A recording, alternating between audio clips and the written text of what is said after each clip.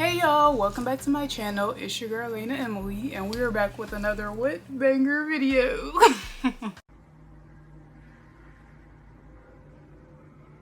Boy, if you don't get— I know I've been gone for a while, but you know, we are back and we are better. And today we are doing another my random opinions of video. And in this video, I have 8.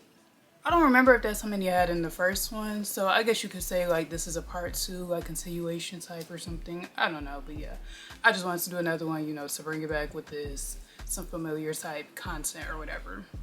And I have all my opinions here on my phone. I don't know if y'all can see because my brightness be up a little, but yeah. So without any further ado, not gonna do too much talking, and we're going to get right into the video. So the first opinion I have is I wish that people would stop comparing Young Miami and JT's music.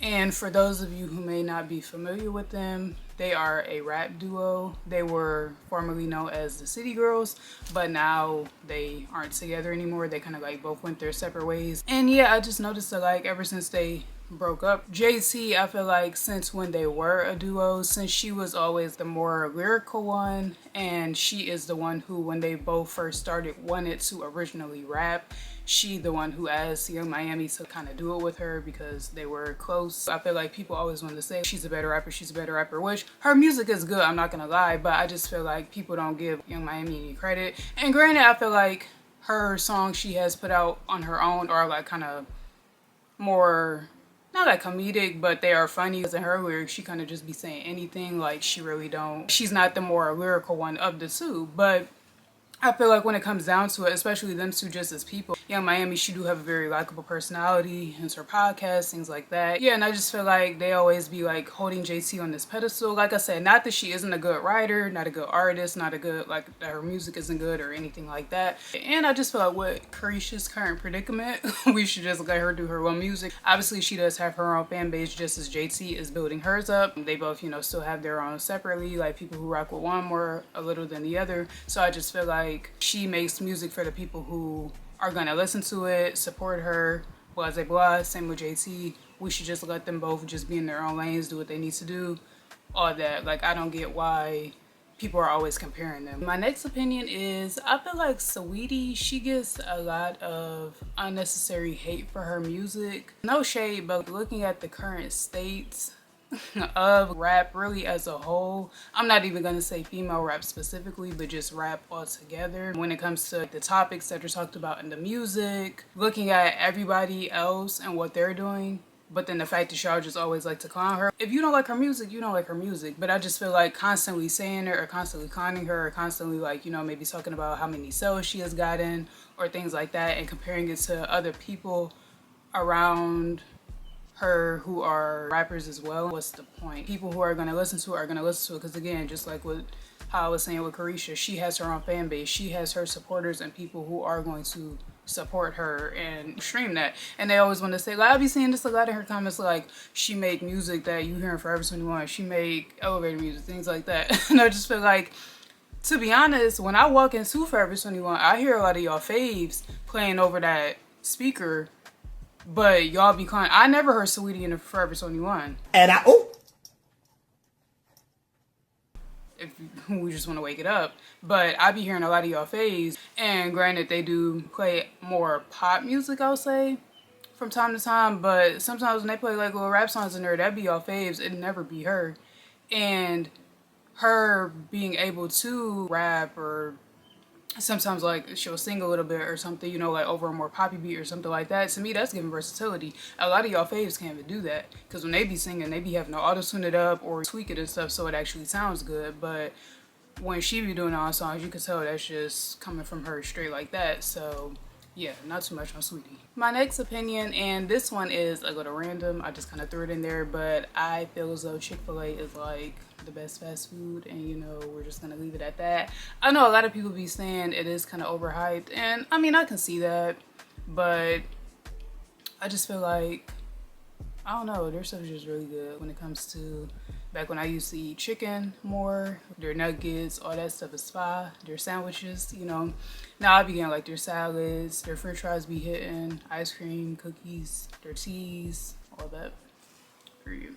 Period. My next opinion is I find it funny that when that whole Nicki and Meg situation was happening, and I know I'm a little late to like bringing this up, but I just feel like looking back on the overall situation, I just find it funny that when it was happening, a lot of people had so much to say about Nicki. I know a lot of people were like reacting to her diss she made in YouTube videos, and some of those videos I watched, not too many people was like popping slick about her, but a lot of people did have things to say, which I mean rightfully so, you know, state your opinion or whatever. But I just feel like so many people were saying things about her and saying maybe like, oh, I'm not gonna listen to her no more, especially since she had her tour that's going on. I guess it's still going on right now, but people were commenting about that, maybe how they wasn't gonna go and things like that. But I just feel like once the tour and all that actually came around, all them arenas were sold out. So I just feel like, was y'all really even that mad? Maybe people were just stating their opinion at the moment, but all I know is I was seeing all them Nicki fans under Megan comments, you know, like hyping her up, boosting her up, coming over there, flipping sides. I'm like, okay, I saw her following go up. Obviously, I guess because of the little rap beef or whatever you want to call it, you know, between her and Nicki, her song His. Is that the one? I think so. Yeah. I think that's the one that was toward Nicki to go line. Well, toward Nicki. But that video on YouTube, it got like so many more views, comments, likes, things like that. Just more exposure because of what was going on. A lot of fans of Nicki may not have stated their opinion publicly. Those people maybe, you know, who were at the concerts, they probably just maybe didn't even care, was just gonna have her side regardless, or they just didn't take it to social media stating like what they felt. But I don't know, I just thought that was funny. My next opinion is I strongly dislike, well, I'm never gonna say strongly dislike, but like certain ones I see, I find them a little degrading. Rapper versus 20 women, because, well, let's get into it. First of all, the little interaction, because I guess in most of the videos how they have it set up, the final girl who the rapper picks, they'll either go on a date or, you know, like maybe take a girl out to dinner or something like that. But when they be talking, I just feel like all the rappers go through that same old thing, like, okay, come do a 360 for me, what's your name? Like they just be asking them, you know, like them little elementary questions. It just be so weird, because then sometimes the rappers too who they be picking, I saw this one video, I don't know if y'all familiar with these rappers, Didi Osama and then his one friend, I can't think of his name right now, but they are 15 years old. Why are they rating 25-plus-year-old women talking about some do 360 for me, oh your ass fat? Like, no, that's not cute. And then the women, they just eating it up as if this is like normal, but then, you know, if the roles was reversed, okay. And then yeah, like back to even like the rappers who are of age, I'll say, and them doing it with the woman, it's just so weird. And they're like, the trend has just become so popular, especially among the black community, and I just feel like these videos are kind of, like how I said, like degrading in a way, and just are something that should be continued. I know a lot of people obviously have hopped on the trend once they see how it's taken off, but not even those videos. The rape by the outfit, like they'll have little sheets up where all the people, like all the girls on this side, all the guys on this side, like their faces be covered, but all you can see is what the person is wearing. And then they'll have like one person come out from each side and like pick who they want to be with or whatever, I guess, by what they're wearing and what their body look like. But then half the time too with that, once the people coming out behind the thing, once you see what their face look like, they be like, oh no, I don't fuck with it no more. So I'm just like, what's the point of it? I don't know. My next opinion is I do low-key wish Bad Girls Club will come back.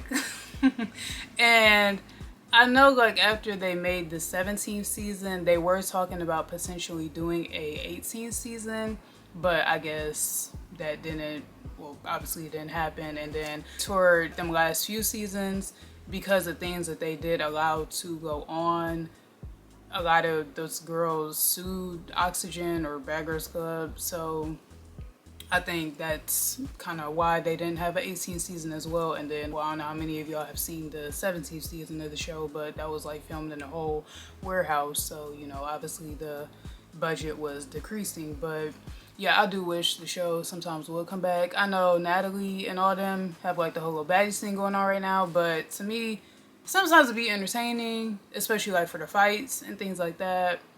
when they have reunions too, but like that show, it just don't hit the same like Bad Girls Club did, especially since on Bad Girls Club they actually took girls who were unknown and put them like in a house, and really it was given social experiment, you know. And granted, on Baddies, some of the girls who do come on the show I never have even known about, like Scotty or the girl Rolly. Like I never even knew who they were before they were on the show. So I guess in a way it do kind of introduce us to people we don't know or never knew of. But then some of them, they still be already having a following on Instagram or kind of be known a little, maybe, you know, in the city they live in. With Bad Girls Club, it was just more authentic. And like I said, I really like the fact that they took people who we didn't even know about, put them in the house. We really had to like them or not based on just how they interacted and things, you know, like with all the other girls. And they actually went out and did activities. They would go laser tag, go-kart racing. Then they would maybe go to a restaurant one night. It would just be a different, like they did go to a club a lot, which how they do again on Baddies. But then with Baddies, it's like all they really do. The only scenes I'll be seeing from the show is them either in some random parking lot or like on the street. Then they be in that little tour bus. They like 99.9% of the show be in the tour bus, or then just them sometimes in the house. And I just feel like they really don't do much. It just be like those same 3 scenes I be seeing. But on Bad Girls Club, like I said, they actually went places, did things, went on trips too. I didn't mean to like compare the two, but yeah, Baddies, it just don't be hitting the same as the original Bad Girls Club did. Okay, and my next opinion, and y'all hear me out, but I do feel like Ice Spice low-key do have potential in a way. And when I say this, I'll kind of take it back to the other opinion I said about Saweetie, how just with the current state of rap, and I just think too that we need those artists where they kind of make the more turn up music, or you know, music for like parties or different settings like that. Like, as I'm getting older, I'm really, you know, every artist wait as I'm getting older, I'm realizing, you know, every artist, like they don't have to make music that always has a meaning or that's, you know, talking about something, because sometimes, you know, just for, like I said, for different settings and things like that, you do need different type music. And then I feel like if you do want artists who are going to give you that, it is people out there for that. But people like her, she gonna make the type of music she makes. And I do think when she first came out, it was given like she wasn't taking it as serious with the songs Munch, or like, what's that one song she have out? I'm gonna put it on the screen. I can't think. Wait, hold on. Actually, let me just look at my phone. It's called Be a Lady. It's on her Apple Music. It's probably on like Spotify and some of them other streaming platforms, but that's the only song that like I really don't mess with that she's ever made. So I feel like back then when she first did start, maybe she wasn't taking it as serious. But I will say her producing has always been good to me, and I do think that she is getting a little better. Especially like I think her best verses by far are probably like, I think her Bikini Bottom stuff is pretty good, and then the verse from the Barbie song with Nicki. So yeah, I do think like slowly but surely she'll get there. And then I am excited a little, you know, for her album that is supposed to be dropping. I think she said in June now. I think it's late May or June. So yeah. So, you know, don't sleep. Don't sleep on her. Don't sleep on her. My last opinion is I feel as though, well, about this opinion, I was seeing a lot of videos on this, like on TikTok, and then some people were making like commentary videos about it on YouTube, but I think it is okay to be behind in your 20s. A lot of people, they were just saying that because, and even like in their early 20s, like people who even just hit 20 years old, they're down on themselves because they still live at home, or maybe are not where they want to be financially yet, or say if they're like in their like 22, 23, in that age range, they, you know, have maybe just graduated from college, they haven't got, you know, the job they want to, like just like that, which sometimes, you know, things like that do just take time. It just seems like a lot of people are down on themselves about things like that, and I just feel like you shouldn't be. And I do think a lot of it does come from social media, just because we see people who are our peers, or even people who are younger than us, who are doing better than us. But at the end of the day, if something is going to happen for you, it's going to happen for you. But if your come up, or, you know, when you're able to do things that you're seeing other people around you do, happens a little later on in life, that's just how your plan was set up for you. And you just have to, you know, kind of just follow it and hope for the best. But I feel like no one should beat themselves up about that, which I see happening a lot, and I just wish that wouldn't be a thing. Like, yes, have goals for yourself. Yes, you know, have marks and things you want to reach at certain points in your life, maybe by different ages, by say like by the time you know your birthday come around, if you want to have be able to buy yourself a car, you know, just for a gift for yourself, or, you know, just something like that. But I just feel like when it just comes to, you know, moving out or little things like that. Now, with the videos, people were saying how living at home, they do come into different problems, whether it be like problems with their siblings, parents, things like that. So if the situation is toxic, I could see how that would kind of drive you to want to just be able to get out and get your own. But if you're just vibing, don't be down on yourself just because you still at home and you just hit 20 years old, because I don't really think that's an issue. And especially in today's economy, like just for basic apartments, basic rent for like a 1 bedroom and like, you know, a bathroom, kitchen, little living room, that'd be like $1,500, I guess, depending on what area you would be looking to move into. But things nowadays are really not cheap, so I do think too, sometimes when staying home, that does give you an opportunity to stack your rent, so then when you do eventually move out, say like in 2, 3, 4 years from then or something, you'll have money saved up, be able to put, you know, down payments down, sign leases, be able to cover rent for however many months or whatnot, and just be good. So yeah.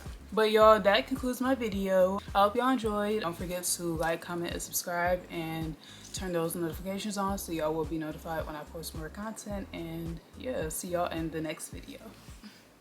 My darling, I love you, I love you, I love you, I love you.